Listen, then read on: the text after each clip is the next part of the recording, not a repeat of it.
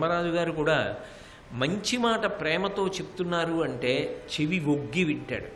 ధర్మరాజు అంతటి వాడు వింటున్నాడు అంటే మిగిలిన నలుగురు సోదరులు వింటారు. ఇది జీవితంలో ఉండవలసినటువంటి ప్రధాన లక్షణాల్లో ఒకటి. మనం ఎక్కువ మాట్లాడడం కన్నా అవతల వారు మాట్లాడుతున్నప్పుడు వినడం కూడా మనకి రావాలి. అంతేకాని అసలు అవతల వారు మాట్లాడడానికి అవకాశం ఇవ్వకుండా ఎప్పుడూ మనమే మాట్లాడడం మొదలు పెడితే అసలు మనకి అవతల వారి దగ్గర నుంచి సమాచారం ఉండదు. కొంతకాలానికి విసుగెత్తిపోతారు. ఆయన దగ్గరికి వెడితే మాట్లాడడానికి ఏముండదండి, వినడానికే ఉంటుంది. ఆయన మననేం మాట్లాడనివ్వడం. మనం 2 అక్షరాలు చెప్పేటప్పటికీ ఆయన 2 గంటల తర్వాత మాట్లాడి మనని పంపిస్తాడు తప్ప మనం చెప్పింది ఆయన వినడం. అసలు ఒకవేళ విన్నా ఆయనకి గుర్తుండదు కూడా. ఆయన అనుకున్నదే ఆయన ధోరణి అన్నట్లుగా ఉండకూడదు మనిషి.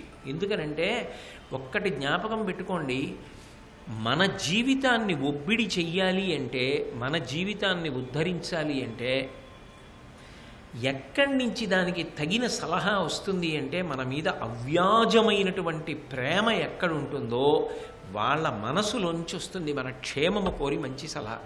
ఒక్కొక్కసారి మన ఇంట్లో పని చేసేటటువంటి ఒక భృత్యుడు మన క్షేమం కోసం మంచి మాట చెప్పచ్చు.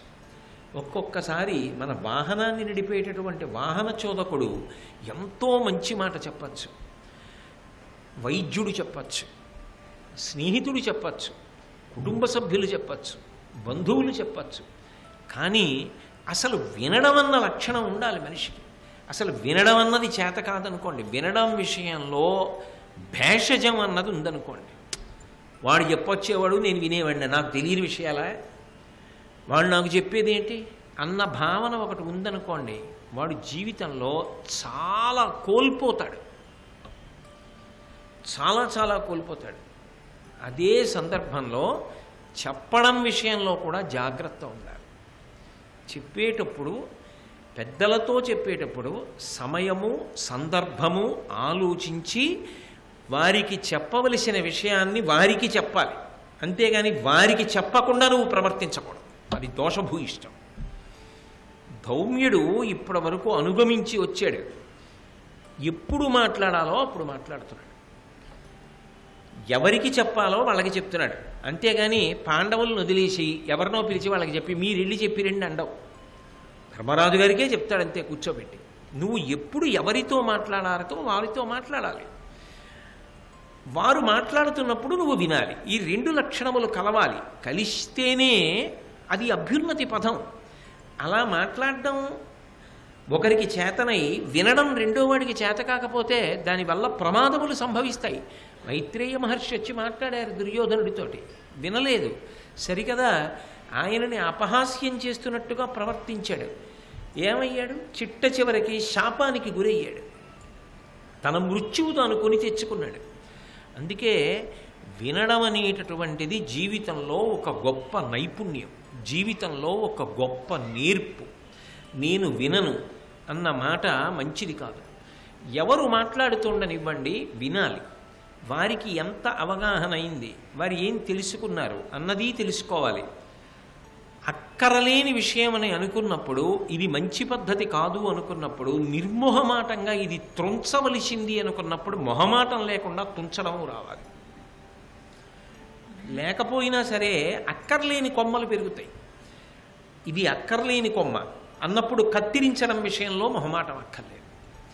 అది ప్రాజ్ఞుడికి ఉండవలసినటువంటి లక్షణం. జీవితంలో వృద్ధిలోకి రావాలి అనుకున్న వాడికి ఉండి తీరవలసిన లక్షణం మొదట వినడం. కాబట్టి సరిగ్గా విషయాన్ని తెలుసుకోవాలి, సరిగ్గా విషయం కనుక్కోవాలి, వినాలి, జీవితంలో నిర్ణయాలు చేయాలి, ఆదరించాలి. అది ధర్మరాజు గారిని చూసి మనం నేర్చుకోవలసి ఉంటుంది. ఇక వాళ్ళు విరాటరాజు గారి యొక్క కొలువులో ప్రవేశించడానికి సిద్ధపడుతున్నారు. ఆయన అగ్నిని రగల్చి మంత్రములను చదివి ప్రదక్షిణం చేసి ఆశీర్వచనం చేసి ధౌమ్యుడు నిష్క్రమించాడు. అరణ్యంలోనే ఉంటాను, మీరు అజ్ఞాతవాసం పూర్తి చేసుకుని వచ్చే వరకు అని ఆయన అరణ్యంలోకి వెళ్ళిపోయాడు. ఇక పాండవులు బయలుదేరిపోవాలి. ఇక పాండవులు బయలుదేరి వెళ్లే ముందు చెయ్యవలసినటువంటి ఒక ప్రధానమైన కర్తవ్యం ఏమి అంటే, వాళ్ళ దగ్గర ఆయుధాలు ఉన్నాయి. అవి ఏదో మామూలు కత్తి, ఏదో ఓ గద ఇటువంటివి కావు.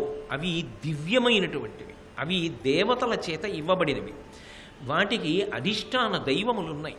అవి తమంత తాముగా ప్రకాశిస్తాయి, తమంత తాముగా అనుగ్రహములు కూడా చూపిస్తాయి. ఎందుచేత అంటే వాటికి అధిదేవతలు ఉన్నారు. ఆ అధిదేవత ఉన్నది కాబట్టి వాటిని పరమ పూజనీయంగా చూడాలి, పరమ గౌరవంగా వాటిని ప్రార్థన చెయ్యాలి. ఎందుచేత అంటే అవి దొరికితే వీళ్ళు దొరికిపోతారు.